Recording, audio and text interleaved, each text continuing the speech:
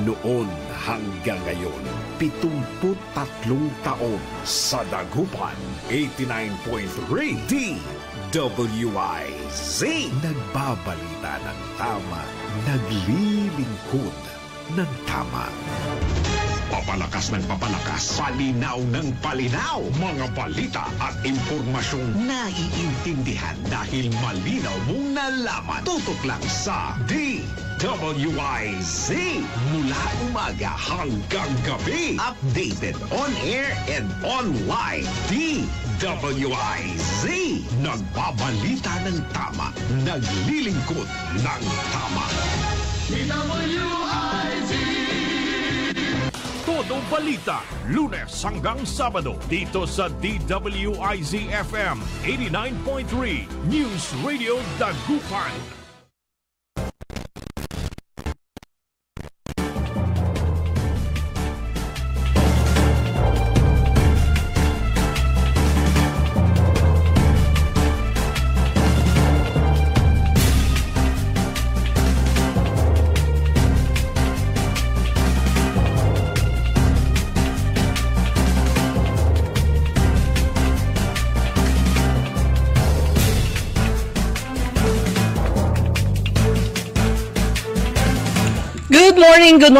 Good morning mga kaibigan. Naimbag nga bigat kanya yung amin na po.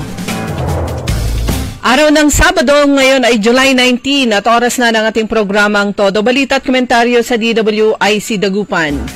Muli tayo ay magkakasama-sama hanggang alas 6 ng umaga. Inyong maririnig mga balita kaganapan sa lalawigan ng Pangasinan, sa ibang bahagi ng bansa at sa ibayong dagat. Ang inyong Katoda Balita, ako si Liway Manantan, Iparagire. Ang aking partner si Kaaron Susan niya daw. At sa technical kasama natin Kaaron Edwin Inong.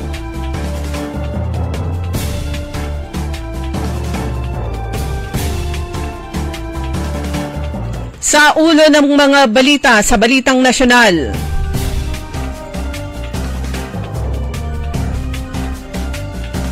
Facebook sa Pilipinas, posibleng masuspende ayon sa DICT. Todo balita.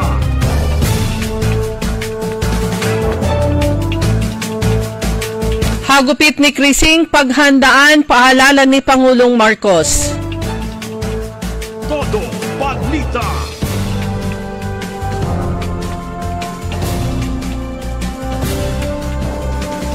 Presyo ng bilihin, taas sahod, pangunahing alalahanin ng mga Pilipino. Todo balita.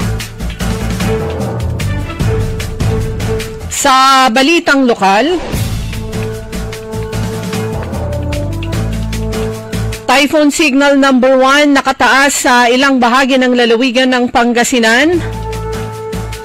Provincial government nagpaalala bantayan ang antas ng tubig.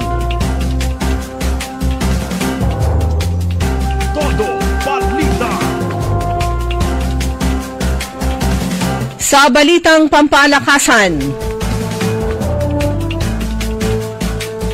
San Miguel Beer itatagay ang 2-1 lead laban sa TNT.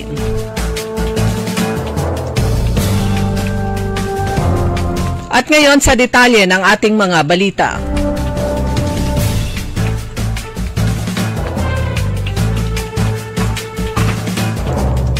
Nananatili ang lakas ng bagyong Crising habang dumaraan malapit sa Santa Ana, Cagayan ayon sa pinakahuling tala ng Pag-asa DOST kagabi ng alas 8. Nasa ilalim pa rin ng Tropical Cyclone Wind Signal number 2 ang ilang mga lugar sa Batanes, Cagayan, kabilang ng ang Babuyan Islands, Isabela, Apayao, Kalinga at ang hilagat ng bahagi ng Abra.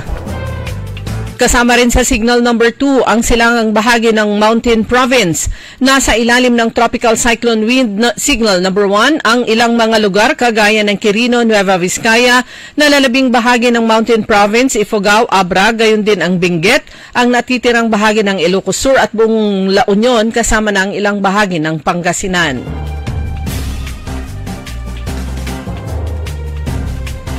Dahil naman sa pagkalat ng deepfakes, posibleng suspindihin di umano ng Department of Information and Communications Technology o DICT ang operasyon ng Facebook sa Pilipinas. Ito ang banta ni DICT Secretary Henry Ruel Aguda matapos na lumiham sa Facebook founder at Meta Platforms controlling shareholder Mark Zuckerberg dahil nais nilang malinis ang social media platform mula sa fake news. Sa nasabing liham, humingi rin ng kagyat na pakiusap si Aguda kay Zuckerberg na aksyonan ang pagkalat ng fake news at iba pang nakakasamang nilalaman tulad ng AI o Artificial Intelligence na siyang nag-generate ng deepfake sa Facebook. Ang Meta ay siyang mother company ng Facebook at Instagram.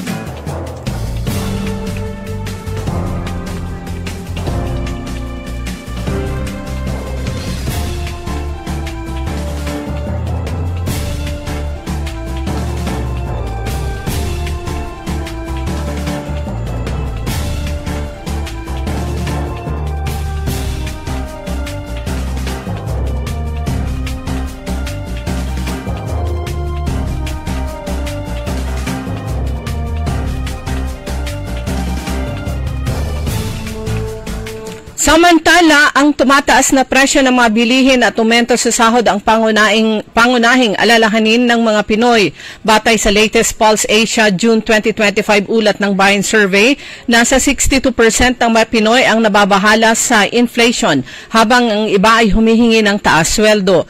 Nakasaad pa sa survey na nais ng nakararaming Pinoy ang unang tugunan ni Pangulong Ferdinand Marcos Jr.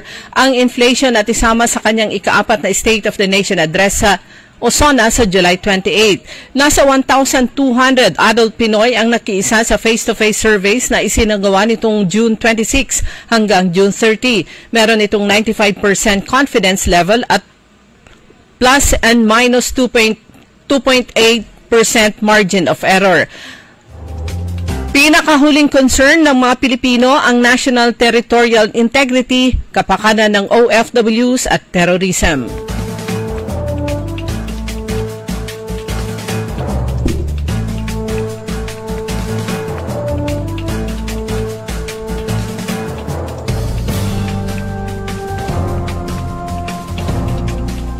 Kaugnay pa rin sa Bagyong Krising.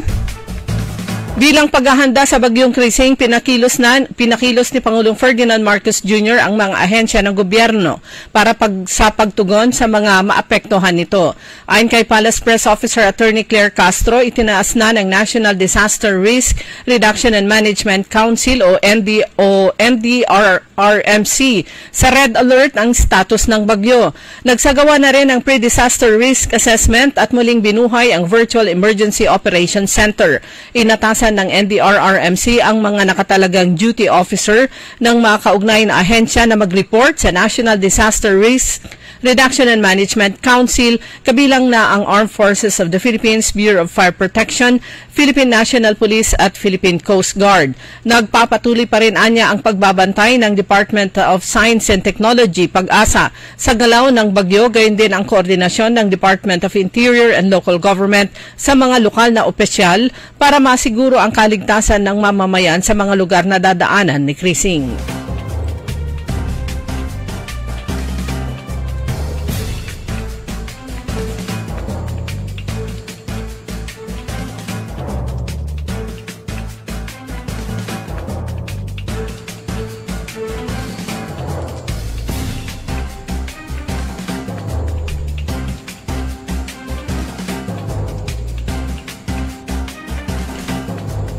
Binalaan na saka sa labas. Clean as you come, clean as you go. Oo, kasi meron yung iba ay nabangad ko na pababayaan mo, gamit sa school yan na dapat pagbalik ng mga bata at ng mga teacher sa school, sa classroom, ay malinis pa rin yung kanilang dadatnan. So, kumbaga, life is a give and take. So, merong nagagamit as evacuation centers, dapat malinis pag alis.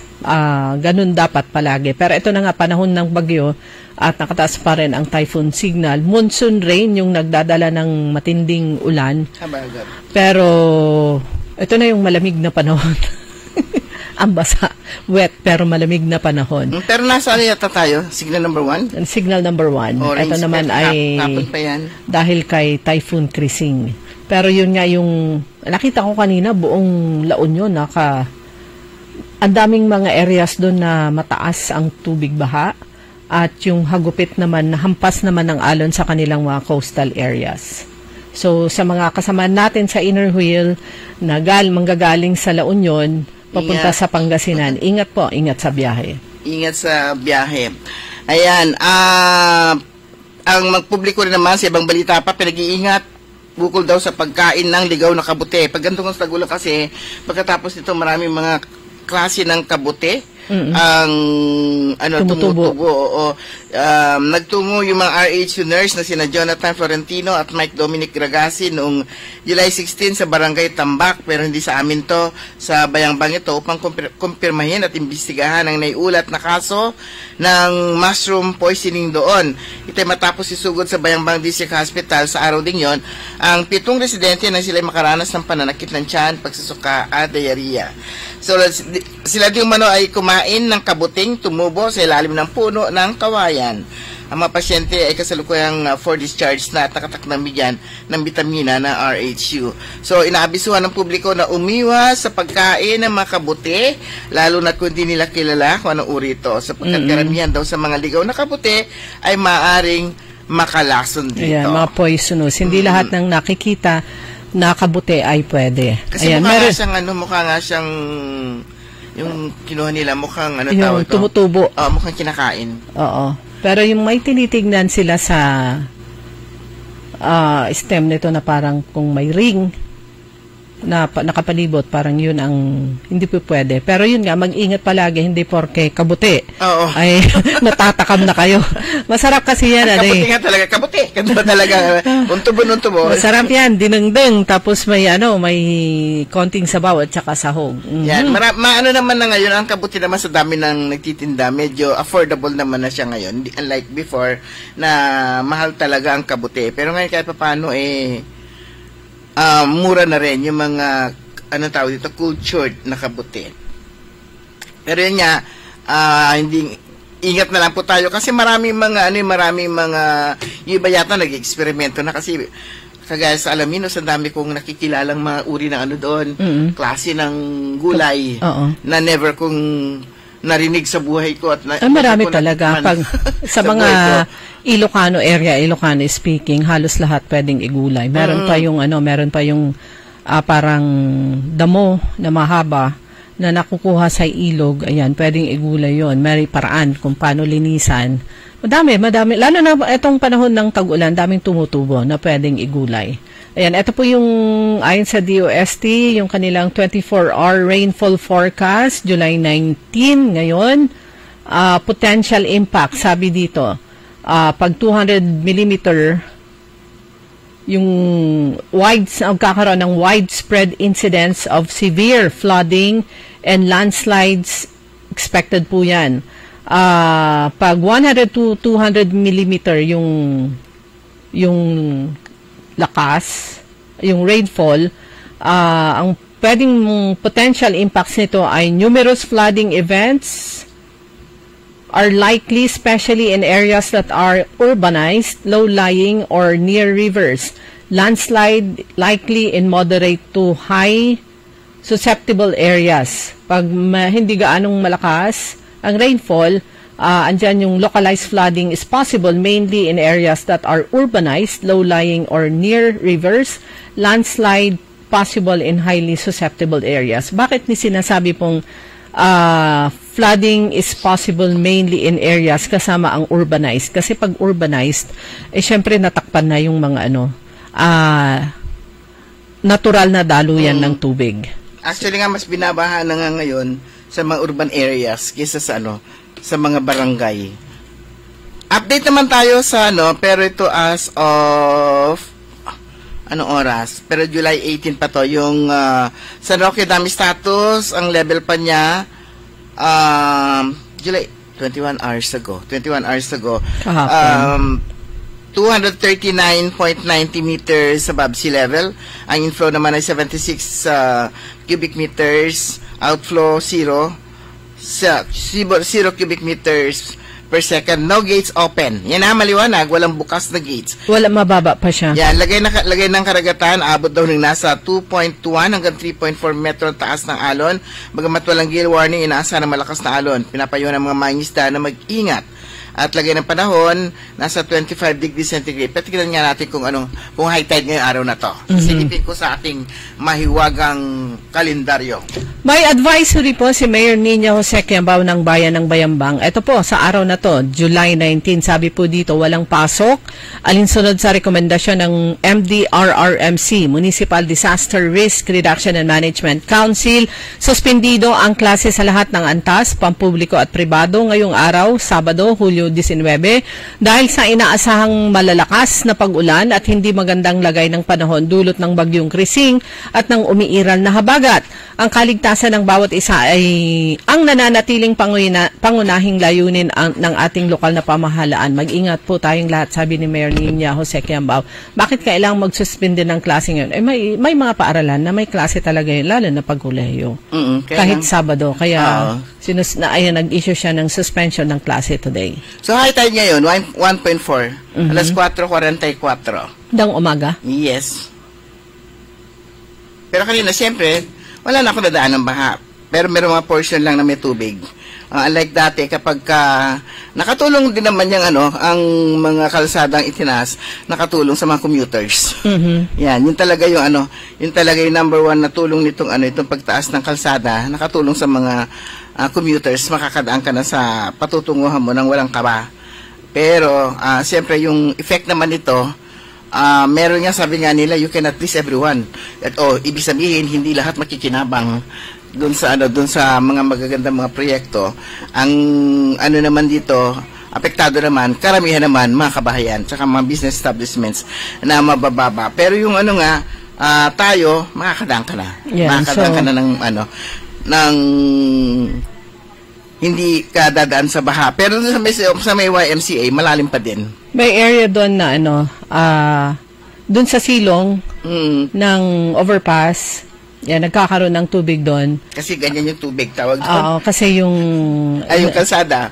Yung nag-meet yung kalsada na elevated na dyan sa may bahagi ng Tapuak, doon sa mas mataas na elevated road ng Perez, nag-meet sila sa gitna pero mababa doon sa ilalim nga ng overpass. Ang explanation nila, hindi nila pwedeng ipantay yung elevation ng kalsada dun sa elevation ng bahagi ng Perez kasi hindi makakadaan yung matataas na sasakyan. Tatama sila dun sa overpass. Okay, so message niya sa atin, message niya sa tech.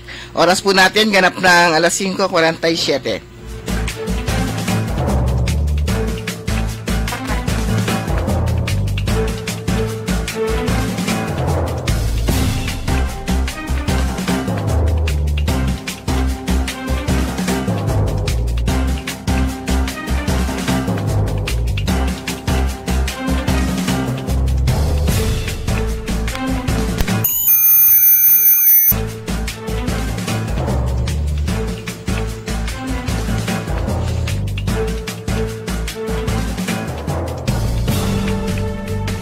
Okay, balik po tayo. Oras po natin alas 5:47 at meron po tayong makakapanaya mula sa Pangasinan Provincial Disaster Risk Reduction and Management Office. Ayan, kukumustahin po natin ang lagay ng iba't ibang lugar dito sa lalawigan ng Pangasinan. At makakapanayan po natin si Ma'am Pia Flores. Ma'am Pia, good morning. Yes po, magandang umaga po. Yes, ano pong update mula naman sa Pangasinan PDRRMO? Yes po. So, sa ngayon po ay binabantayan pa rin natin itong bagyong Krising. And habang papalayo po siya ng PAR ay pinapalakas niya ang habagat. Kaya patuloy po natin pinaalalahanan ang ating mga kabalayan na mag-ingat. Ma'am Pia, kumusta po doon sa sa Umingan at saka Balungaw? Yes po. Sa latest report po ng Umingan and Balungaw, subsided na po yung mga flood waters doon and nakabalik na rin po yung mga affected family. Mga ilang pamilya po lahat yon? As of this morning, sir, ang report po ng PSWDO ay 6,076 families ang affected. Families o ma'am, individuals? Families po sa Umingan. Ang laki. Mga ilang barangay po yun? Malaki po siya kasi kinonsider po nila yung mga buong resident dun sa barangay kung saan partially inundated dulot nga po nung flash flooding. Yes, ma'am, sa report po ng lokal na MDRRMC ng Umingan, ano po yung very specific na cause nung nasabing para siyang flash flood? Ang grabing pagbaha dyan sa ilang bahagi ng Umingan at Balungaw. Opo. So, after continuous monitoring po ng situation sa Umingan, na-confirm po natin sa MDRRMO na yung sudden rise po ng water levels doon ay dahil po sa malakas na pag-ulan and pababa ng Banila River galing Carabaya Mountains. Tuloy-tuloy po yung buhos nitong floodwaters sa may Banila River.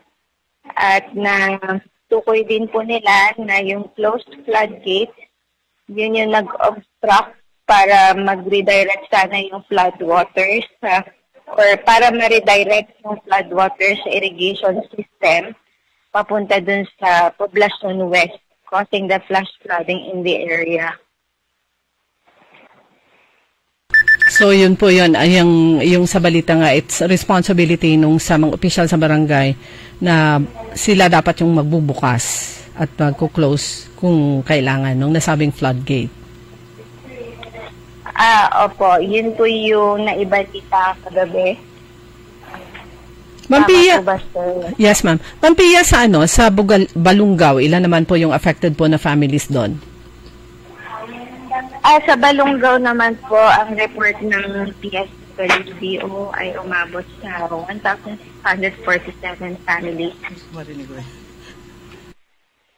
1,600 families sa Bugalyon. Balungaw. Balungaw po. Pakiulit po yung sa Umingan, ilan po lahat yon? 6,076 families. Dami. So, yes. Lahat po ito ay for verification ng ating PSWDO through the respective MSWDOs. Ma'am Pia, ano naman po ang ginawa po na assistance po ng PDRMO sa nabanggit po ng mga affected families po, affected individuals? Yes po. So, nung gabi po ng July 17, nung na-receive po natin yung report sa biglaang pagtaas ng tubig, nagpadala po tayo ng isang team doon with one aluminum boat para tulungan sila sa rescue operations at maki-coordinate sa MDRRMO Umingan.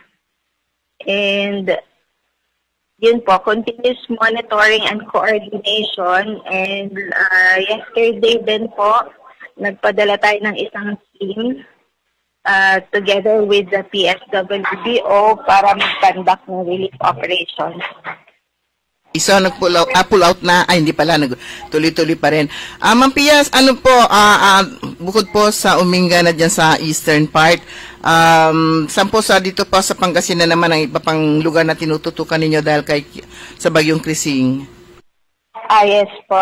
So, of course po, dahil ina-expect natin, na-anticipate natin na palalakasin na ng bagyong Krising itong habagat. So, tinitingnan natin na maapektuhan itong western section ng province. So, yesterday po, nag-deploy tayo ng isang team sa may western Pangasinan. Naka-standby po sila doon for any possible deployment. Mm-hmm. Ano po ba monitoring nyo sa taya ng panahon itong araw na to, Ma'am Pia? Ano po ulit yun, sir? Ano po monitor nyo sa taya ng panahon itong araw na to? Ngayong araw po, kasalukuyan nakataas pa rin po ang heavy rainfall, yellow warning. So, ibig sabihin, inaasahan po ang 7.5 millimeter of rainfall sa province. So, ayun po, patuloy po natin inabisuhan ang ating mga local counterparts sa LGUs na abisuhan po yung kanilang mga BDRMC na bantayang maigi ang kanilang AOR. Especially po yung mga flood-prone and landslide-prone areas. Hanggang ngayon hindi ko pa rin memorize ang color coding ng bagyo. Pag sinabi po nating yellow, pinakamababa po is yellow, Yes, di ba? Pag sinabi po natin yellow warning, maaaring umabot ng 7.5 to 15 millimeters rainfall sa loob ng isang oras. So, posible po ang flooding and landslide. Tapos po orange, so bumaba na ba sa orange to yellow or tumaas? Bumaba po from orange. Yes po. Okay. So, parang good news yan. Hindi ko pa kabisado kasi color coding. Okay. Good news po siya, pero ganun pa rin, patuloy po yung reminder natin sa mga kababayan na manatiling alerto po. Okay. So, ma'am, iklaro ko, wala nang signal. Yes po, na-lift na po yung signal warning dito sa province. Okay. And probably this morning po, lalabas na siya ng PAR. Okay. Thank you very much po, Ma'am Pia. Yes po, thank you very much din po. Ingat po kayo. Yan, kayo po. Maraming salamat yan mga kaibigan, si Ma'am Pia Flores ng Pangasinan PDRRMO. So lifted na. Hindi ko masyadong naintindihan yung yellow. Hindi, yung phone patch natin kanina kay Sir June kasi garbled yung ano natin. Pero ang La Union nananatili sa signal number 1. Pero yung so orange pa rin sila. So bagamat bumaba na yung category ng rainfall from orange to yellow dito sa lalawigan ng Pangasinan, hindi ibig sabihin na magkakampante po tayo. Remember, lalo na yung mga areas na malapit sa mga bundok-bundok, it will take several hours bago makarating sa baba yung tubig. So, sasabi ko minsan, di ba, mainit na pero may tubig na ano pa. Kasi nga, galing po yan sa mga bundok. Ayan. Pero at least, hindi na tayo orange kasi kahapon orange. Kaya, naka-alerto, kaya, dahil orange na tayo. Talagang, bakit kasi pinapalit-palitan nila? Ang dali na maintindihan, signal number 1, 2, 3, 4. Oo. Ngayon naman, meron ng yellow, orange, red. Sa rainfall naman. Red naman yata yung pinakamatindi na, na color coding. Okay, binabati natin si Lynn Coronel, Charito Valderas Bohol, Joseph Bacani, Lynn Castillo Ang, Ruby Bernardino, Harriet, at saka si Susain Dumantay. Good morning kay Engineer Augusto Ventinilla, kay Ma'am Linda, kay Sir August Mejia at saka si Ma'am Divine. Good morning din kay Atchicor Aquino at Kuya Marjan sa may Barangay Tubeng.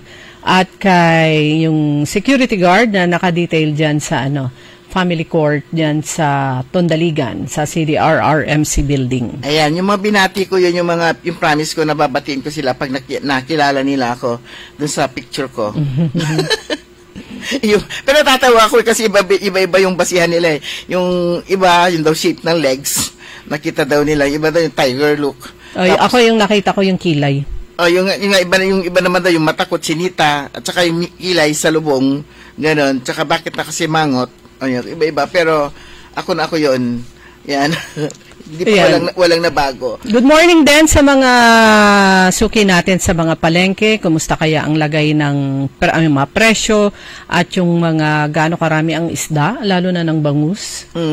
Pag ganito masarap, kumain ng may sabaw. Ayan, marami pa naman ang mamimili ng bangus ngayong araw na to. Si Madam Rose, namimili siya ng bangus ngayong umaga. Sabi niya, maga siya mamimili ng bangus para sa mga bisita. Ayan, ipinag-utos naman ni Mayor Bonafe Barayno ang clearing operation sa kahabaan ng Angalacan River Ecotourism Road kahapon bilang bahagi nga ng paghanda sa posibleng pananalasangan ni Tropical Storm Tising sa lalawigan. So yung pagpuputol ng mga sanga ng puno at damo sa mga barangay ng Pugo, Palwa, Nibaliw at Embarcadero upang matiyak ang kaligtasan ng mga motorista at residente, ganyan din upang mapanatiling maliwanag ang kalsada pagsapit ng gabi.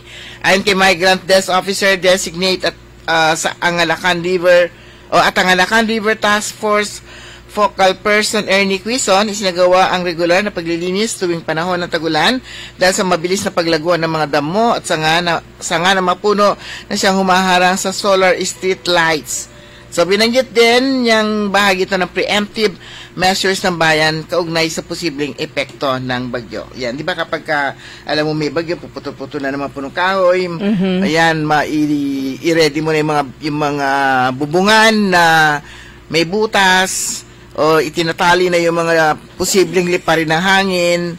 Yan. So, meron kanya-kanyang paghahanda rin. Pero, at least naman ngayon, at least hindi na nakataas sa signal. O walang signal po si Krising dito sa lalawigan ng Pangasinan. At patuloy po yung pag-iingat mga kaibigan at yung paalala po nila palagi sa loob ng bahay kung hindi naman ginagamit yung mga nakasaksak. Lalo na pagbihira naman, tanggalin nyo. Kasi kahit ganitong umuulan, nagkakaroon po ng incidents ng sunog. Di pa ba? Yan ang pinakamasakit na mangyari. Umuulan na nga, basa ang pero magkakaroon pa rin ng sunog.